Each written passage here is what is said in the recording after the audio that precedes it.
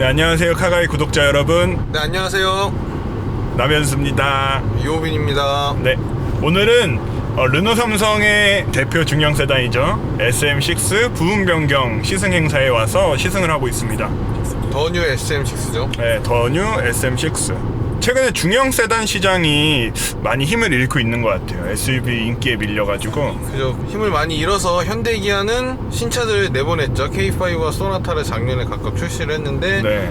르노 삼성은 좀 모델이 노후화 됐었죠. 네, 아무래도 이제 2016년에 처음 국내에 출시를 했는데 그 이후로 이제 4년의 시간이 흐르다 보니까 이게 SM6 처음 나왔을 때 LED 헤드램프를 넣어주고 중형차 최초로, 국산 중형차 최초로 좀 더 뭔가 국산차보다는 유럽차 느낌이 난다, 이런 호평을 받아서 판매가 굉장히 잘 됐었거든요.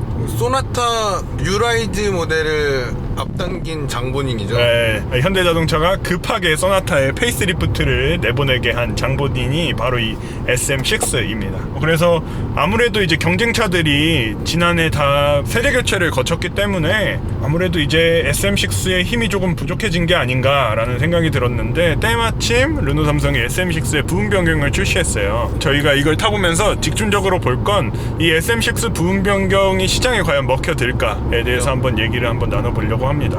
먼저 디자인이 바뀌었는데 어느 부분이 바뀌었죠? 오빠 나 어디 바뀌었어? 약간 이런 느낌인데 전면부에서는 하단부에 크롬 라인이 하나가 추가가 됐습니다. 네. 크롬 라인이 추가가 되고 약간 그릴의 디테일이 변경됐다고 합니다. 네, 이게 보면은 뭐 극적인 변화는 아닌데 바뀌었다라고 느낄 수 있을 정도로는 변화를 했어요. 후면부는 보면은 나름 큰 변화를 갖고 있습니다. 램프 쪽에 변화를 줬는데요. 네. 리어 램프 중간쯤에 크롬 라인을 추가해서 약간 더 고급스러운 느낌을 줬다고 할까요? 네, 이게 이거 더 유럽차 스타일이 됐는데 라는 생각이 들었어요. 저는 저거 보자마자. 저도 약간 그 아우디의 A6 느낌이 살짝 나면서 네. 원래 디자인은 계속 괜찮았었는데 네. 변경을 하면서 더 네. 세련되지지 않았나 네, 생각을 맞아요. 해봅니다. 이게 폭스바겐 그룹의 일원이 아닐까라는 생각이 들 만큼 폭스바겐 그룹의 냄새가 되게 많이 나는데, 그런 느낌을 받을 수 있었던 것 중에 또 하나가 시퀀셜 타입의 방향 지시등이 들어갔어요. 저 앞뒤 모두 들어가서 이 기능은 G90에도 없는 기능인데 네. 르노 삼성이 이 어려운 걸 해냈습니다. 그러니까 전면부를 보면은 LED 헤드램프가 적용이 됐는데 전 모델 기본 적용이에요. LED 헤드램프는. 이전 모델에는 LED 퓨어 비전 램프도 네. 옵션으로 제공이 됐었거든요. 네네. 근데 이번 모델 같은 경우에는 LED 퓨어 그 램프는 전 모델 기본이고, 상위 트림으로 올라가면 매트릭스 헤드램프가 선택을 할 수가 있습니다. 네, 매트릭스 헤드램프는 상향등에는 18개의 LED가 적용이 되고 하향등에는 5개 LED가 각각 적용이 된다고 해요. 그래서 총 46개 LED가 헤드램프에만 장착이 되는 겁니다. 조명회사 느낌이. 네. 그리고 안개등도 LED로 들어가고, 테일램프를 보면 방향지시 당연히 LED고 후진등도 LED로 들어갑니다. 램프만 보면은 이거는 중형차를 넘어섰다라고 생각이 들 정도로 많이 변화했고, 그 다음에 한번 실내에 바뀐 점을 한번 찾아볼까요? 실내 일단 레이아웃은 크게 변하지 않았는데 네. 가장 큰 문제였죠. S링크. 아, S링크라는 이름도 버려버렸어. 얼마나 그 트라우마가 생겼는지 네. 이름마저 바꿔버렸습니다. 맞아요. 이름도 바꿔버렸어요. 최근에 XM3하고 캡처에서 볼 수 있었던 이지 커넥트가 적용이 됐습니다. 네. T맵을 기반으로 한 내비게이션과 만져보면은 반응이 훨씬 빨라졌죠. 네. 엄청 빠르다고는 할 수 없지만 개선은 확실히 됐습니다. 네, 맞아요. 이 정도면 요거 바뀐 것만으로도 SM6 가치가 확실히 올라갔다라고 생각이 들어요. 내비게이션의 변경을 하면서 이 공조 장치 부분을 뺀 것이 확실한 장점이 됐죠. 네, 맞아요. 공조기가 예전에는 화면에 통합이 돼 있어서 조작하기가 조금 까다로웠었는데, 이번에는 이제 분리 버튼으로 따로 빼주면서 좀 더 조작하기가 편해졌습니다. 이 온도도 그 돌리는 가운 디스플레이를 추가를 해서 네. 유기 온도가 기록이 되고요. 네, 온도 조절 레버 안에 온도가 표시가 돼요. 풍량도 따로 버튼을 빼놨어요. 이거 정말 진작에 해주지.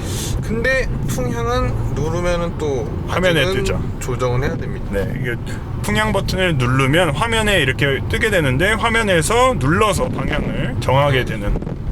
그리고 또 하나 특별한 점은 계기판이 10.25인치 디지털 클러스터가 적용이 됐어요. 경쟁 차량에도 다 디지털 클러스터가 적용이 되는데 네. 현대기아 디지털 클러스터 같은 경우에는 솔직히 말하면 큰 의미가 없어요. 그렇죠. 그냥 아날로그를 디지털 계기판으로 바꿔놓은 수준인데 표시되는 정보가 거의 동일해서 네. 패키지에 묶어놔서 가격이 조금 비싸면 선택하기가 좀 그런데 네. 르노 삼성의 디지털 계기판 같은 경우에는 지도가 안에서 표시가 되잖아요. 네, 맵인 클러스터. 이 지도가 표시되기 때문에 르노 삼성의 헤드램프는 확실한 경쟁력이 있다고 생각을 합니다. 맞아요. 사소한 것처럼 보이실 수도 있는데 이거 하나만으로도 시야 분산이 되게 적어지거든요. 저는 이렇게 개선된 거는 좋다고 보고, 그리고 또 하나 장점은 계기판에도 지도가 표시되지만 헤드업 디스플레이에도 HUD가 들어가 있는데 여기도 이제 내비게이션 정보가 표시가 되기 때문에 사용하기 굉장히 편리해졌어요. 진짜 시야 분산이 적습니다. 대신 저는 좀 아쉬운 게 폰트가 좀 작지 않나. 클러스터 안에 표시되는 네. 폰트가 네, 클러스터 안에 표시되는 폰트도 좀 작고 헤드업 디스플레이 안에 표시되는 클러스터의 크기도 좀 작은 것 같아서 좀 아쉬워요, 전. 그 외에는 뭐 부족함 없이 만족스럽고요. 계기판도 모드에 따라서 컴포트 모드면 이제 컴포트하게 주행할 수 있도록 뭐 계기판에 표시되는 정보들도 바뀌고, 뭐 지금은 맵이 가운데로 들어왔는데 뭐 이런 식으로 각각의 드라이빙 모드에 맞춰서 정보들이 바뀌기 때문에 이 점은 되게 좋은 것 같아요. 그리고 움직임도 엄청 부드럽진 않지만 깔끔한 수준이고요. 그리고 15W 휴대폰 무선 충전 시스템도 적용이 됐습니다. 네, 15W 고속 충전을 지원을 하고요. 근데 또 하나 특이한 점은 여기에 핸드폰에 요 안에 이제 조그만한 램프를 마련을 해서 SM6라고 표시가 돼요. 프리미에르 트림에서는 프리미에르라고 표시가 돼요. 예, 그 좀 약간 깨알 디테일이긴 한데 재밌는 부분이에요. 시트 착장감 어때요? 시트 착장감은 그냥 적당한 크기인 것 같습니다. 제 몸뚱아리가 그렇게 작은 편은 보통의 사이즈는 아니고 보통보다는 조금 큰 편인데 네. 오면서 저희가 와인딩 로드도 좀 탔었잖아요. 네. 근데 몸도 잘 잡아주고, 근데 이제 마사지 시트를 키면은 네. 마사지가 조금 이제 사람을 밀어낸 듯한 기분을 주긴 하더라고요. 근데 이 급에서 마사지 시트가 있다는 것 자체만으로도 저는 가산점이라고 생각을 하거든요. 그죠. 운전에 약간 이렇게 잠이 오거나 좀 지루할 때 어디를 이렇게 막 꾹꾹 눌러준다는 기분보다는 네. 조이지 말아라 조이지 말아라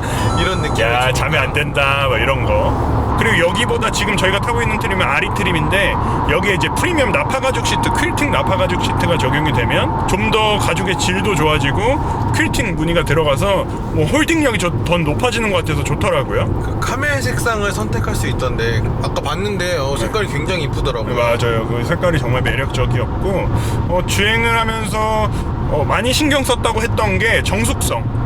정숙성 되게 얘기를 많이 하더라고요. 정숙성에 신경을 많이 썼다고 했는데 저희가 실제로 타보니까 정숙성은 굉장히 뛰어납니다. 정숙성 굉장히 좋습니다. 네, 그래서 이거 만족스러운데? 라고 느낄 만큼 정숙성이 뛰어나고, 흡음재를 디젤 차량에 쓰는 흡음재를 이 가솔린 차량에도 적용을 했다고 하더라고요. 맞아요. 그게 얼마나 큰 정성인지. 네, 사실 디젤 차량은 아무래도 엔진의 토크가 높다 보니까 시끄러울 수밖에 없는 그 기계적인 그냥 태생이 있는데, 그만큼 디젤 엔진에 나는 소음을 해결할 만큼 가솔린 엔진임에도 불구하고 디젤 엔진에 들어가는 흡음재를 사용했다라는 점은 SM6가 내세울 만한 장점이지 않을까라는 생각이 드네요. 승차감 어떤 것 같아요? 승차감 되게 많이 개선했다고 그랬는데 모듈러 밸브 시스템을 네. 적용을 했다고 했었는데 네, 밸브가 이게 간단하게 설명드리자면 서스펜션 안에 보면은 댐퍼가 들어있는데 댐퍼가 그 안에 오일이 차 있잖아요. 댐퍼 예. 안에 그게 오일이 그냥 확 낮았다가 확 했었다가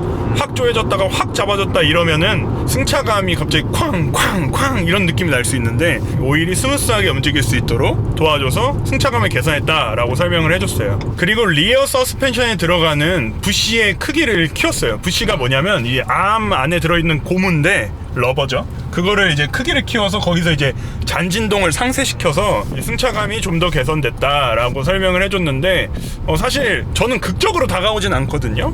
그 부분이 승차감이 개선됐다라는 거에 대해서 저는 그러네, 맞습니다 이렇게만큼 동감할 정도는 아닌데, 사실 저는 SM6 승차감이 애초에 그다지 나쁘지 않다고 생각했던 사람 중에 한 명이기 때문에 저는 지금 탔을 때 만족스러워요. 뭐 사실 뒷자리에 한번 앉아봐야지 명확하게 알 수 있겠지만 아직은 운전석에만 앉아서 운전을 했기 때문에. 그 부분에 이번에 대해서는. 그 AL 윙크를 아예 삭제를 하고 아예 그냥 네. 쿠션빔으로 완전히 변경을 했잖아요. 네. 뒤에 한번 앉아봐야 알겠지만 굉장히 자신감이 있더라고요. 약간 엔지니어가 PT를 하는데 네. 이 두 가지로 승차감을 완전히 계산했다라고 네, 엄청 굉장히, 자랑했어. 엄청 자신감 있게 말을 했어요. 맞아. 지금 약간 와인딩 로드 속도를 높여서 좀 달리고 있는데 잡아주는 느낌 전 되게 좋거든요. 어때요? 생각보다 잘 잡는데요. 네, 이게 언더스티어가 없을 순 없는데 생각보다 되게 잘 잡아줘요. 어쨌든 언더스티어 현상이 조금 있긴 하지만 그래도 좀 재밌는 주행이 가능하다. 저희가 지금 타고 있는 모델은 1.3L 가솔린 터보예요. 서킷에서 도는 차량은 1.8L 차량을 준비를 해놨고 네. 공도에서 타는 차량은 아마 메인으로 팔릴 1.3을 네. 준비를 해놓은 것 같습니다. 르노 삼성 측에서. 네, 1.3L 가솔린 터보 엔진이고 게트락사의 7단 습식 DCT예요. 이거 XM3에 들어가는 엔진 조합과 똑같아요. 파워트레인 조합하고. XM3 캡처 가솔린과 똑같습니다. 네, 똑같은 조합이고 대신에 출력이 좀 달라요. 출력은 조금 차량이 중형급이다 보니까 네, 4마력. 4마력 올리고 토크도 0.5 토크인가요? 네, 조금씩 출력을 개선을 했습니다.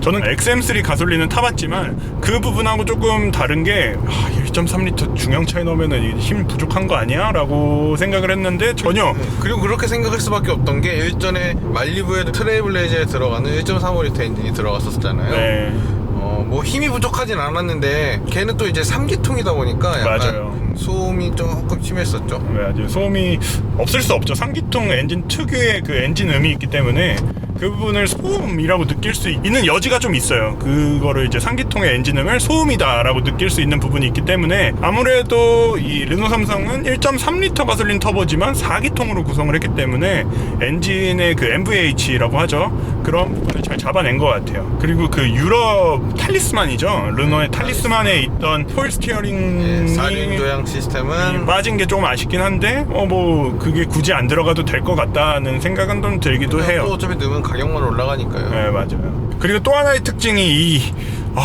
르노 삼성은 이거 너무 인색했어요. 어댑티브 그러니까요. 크루즈 컨트롤하고 차선 중앙을 유지하는 시스템까지 넣어줬어요. 이번에 드디어.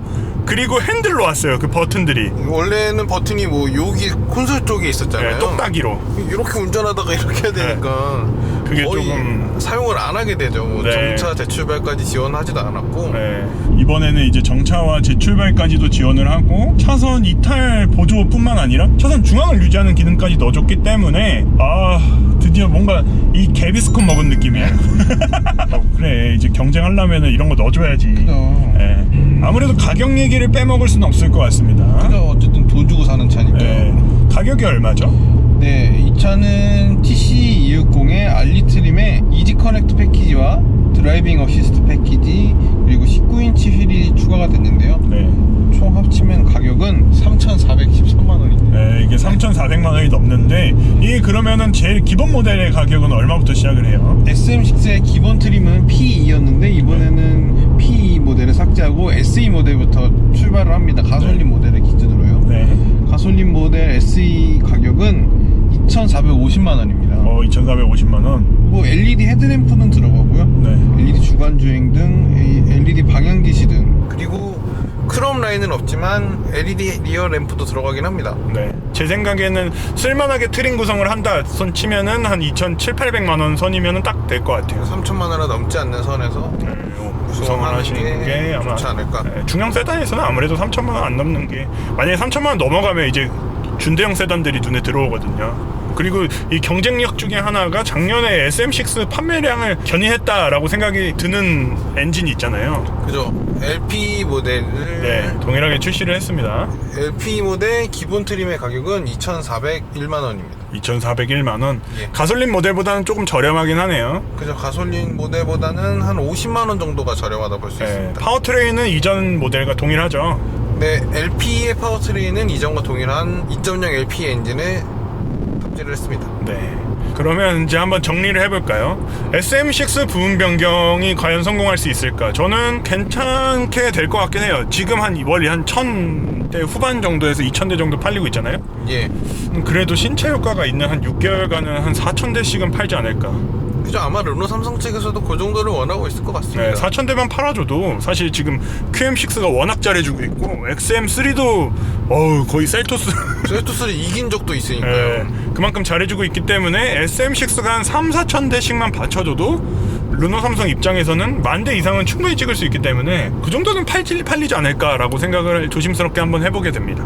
저도 그 정도는 충분히 팔 수 있다고 느껴지는 상품성이에요. 네, 개선할 점은 확실히 개선을 하고 네, 본인들이 사용자들에게 다 설문조사를 해서 본인들의 단점을 아주 잘 알고 있더라고요. 네, 정확하게 캐치를 하고 있어요. 정확하게 알고 있어서 그런 부분은 되게 소비자 입장으로서는 고마운 거잖아요. 그렇죠. 소비자의 니즈를 정확하게 파악하고 그 부분에 대해서 개선을 해준 게 그래서 부분 변경이 나오는 거거든요. 그 부분들을 해주라고.